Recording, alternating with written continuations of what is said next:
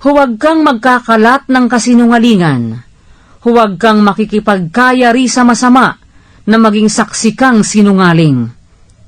Huwag kang susunod sa karamihan na gumawa ng masama, ni magbibigay patotoo man sa isang usap, na ang kiling ay sa karamihan upang sirain ang kahatulan.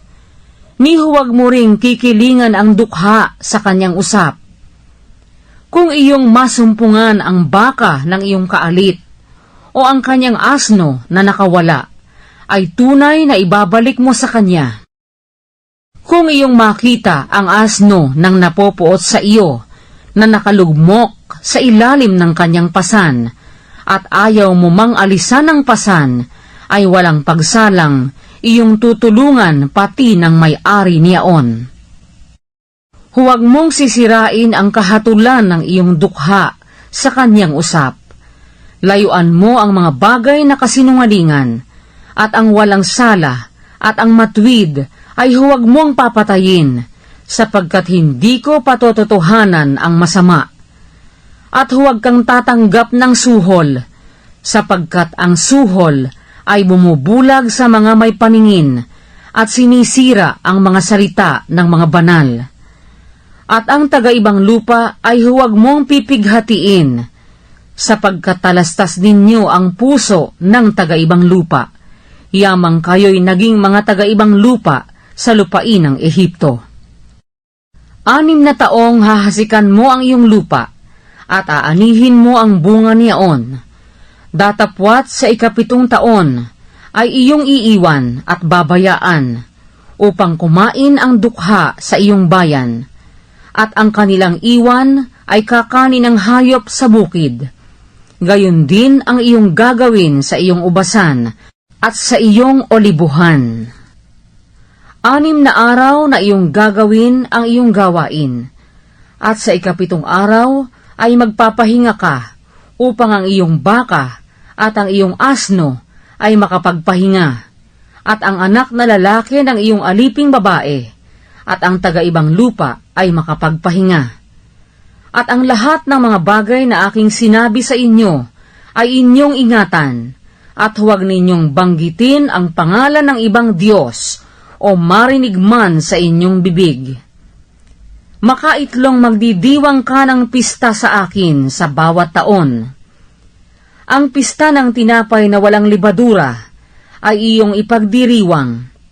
7 araw nakakain ka ng tinapay na walang libadura, gaya ng iniutos ko sa iyo, sa takdang panahon, sa buwan ng Abib, sapagkat niyaon ka umalis sa Ehipto, at walang lalapit sa harap ko na walang dala. At ang pista ng pag-aani ng mga unang bunga ng iyong kapagalan, na iyong inihasik sa bukid, at ang pista ng pag-aani sa katapusan ng taon, ng pag-aani mo ng iyong kapagalan sa bukid. Makaitlo sa bawat taon na ang lahat na iyong mga lalaki ay haharap sa Panginoong Diyos. Huwag mong ihahandog ang dugo ng hain sa akin, nakasabay ng tinapay na may libadura, o iiwan mo man ang taba ng aking pista sa buong magdamag hanggang sa kinaumagahan.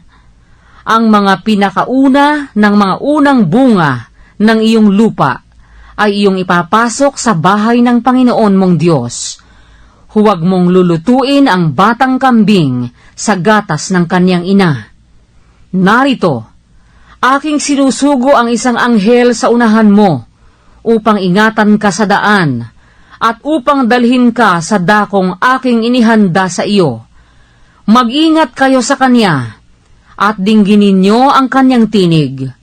Huwag ninyong mungkahiin siya, sapagkat hindi niya patatawarin ang inyong pagsalangsang, sapagkat ang aking pangalan ay nasa kanya.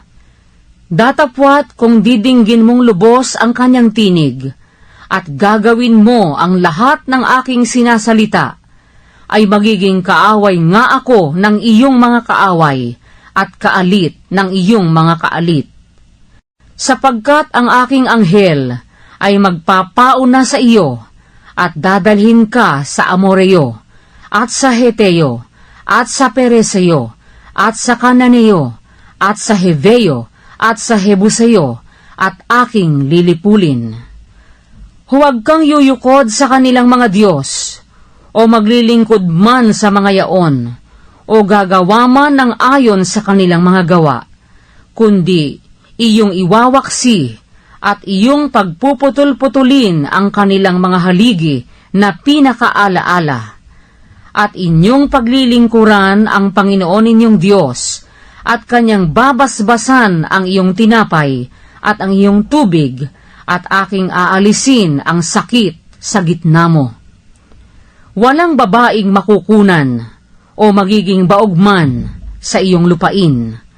Ang bilang ng iyong mga araw ay aking lulubusin.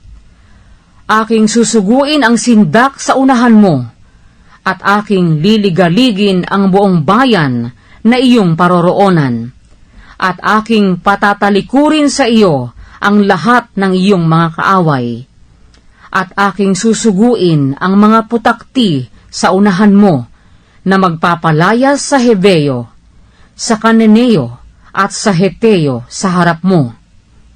Hindi ko palalayasin sila sa harap mo sa 1 taon. Baka ang lupay maging ilang, at ang mga ganid sa parang ay magsidami laban sa iyo.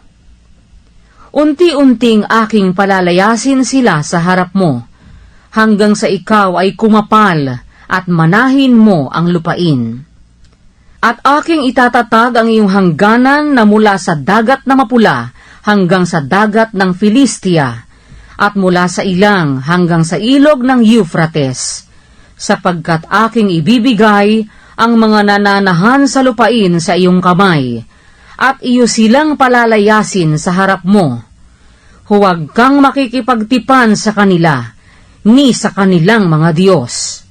Sila'y hindi tatahan sa iyong lupain, baka papagkasalahin kanila laban sa akin, sapagkat kung ikaw ay maglingkod sa kanilang mga Diyos, ay tunay na magiging silo sa iyo.